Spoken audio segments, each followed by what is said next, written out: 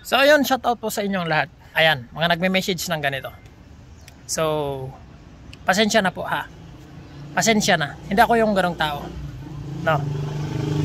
Yung magpo-promote ka ng game para sa pansarili mo. Para pansarili mo yan, yung mga prino-promote na ganyan. Oo, doon tayo. Magkano lang kinikita ko sa vlog? Around 10,000, 13,000 a month. Pag nag-promote ako ng ganyan, may ano pa eh, na 500k na views, babayaran ka ng 20k. So, may mga ganong views naman na tayo, di ba? So, kung iisipin mo, mayaman na ako. Pero, sa yaman ko na yun, dami kong naloko. Di ba? Pagpo-promote ako ng games, ang daming malulokong tao, ang daming malulokong followers na galing sa akin. Siyempre, alang tatanggapin ko yung pera na yun. Siyempre, magigilty ako, di ba? Yung tatanggapin ko, magpapahayahay ako. Samantalang yung iba, naghihirap na, nakakautang na dahil sa pre-promote ko. Di ba? Ang sakit sa pakiramdam sa ganun. Yung kagustuhan mo lang na malaki yung kikitain mo, sige lang.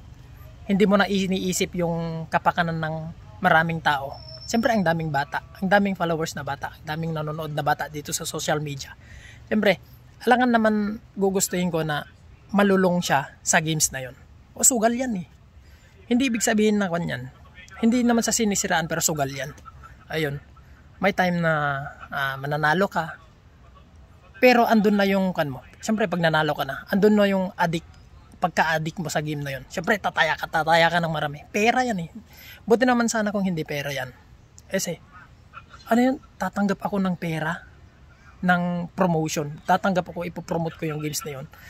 Yung mga games nyo na, please lang, wag na kayong mag-ano. Kasi auto-reject naman ako sa mga games na yan eh. Ano na, magpasaya na lang ako ng tao. Yun lang.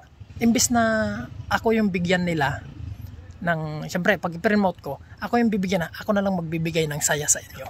Sa saya ng mga tao. Kasi nag-vlog ako, hindi naman sa kumbaga inahabol ay pera, hindi naman. Kasi step by step yan eh. Kung gusto mong umangat, syempre pagsikapan mo,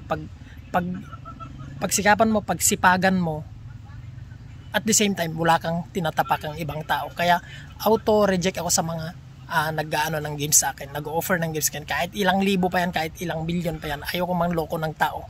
Yun lang. Yun yung nasa vocabulary ko. Kaya pass sa pag-promote ng games. Ayun lang. Siyempre, God bless you sa inyo lahat. Salamat sa panonood. Pa-share tong video na to.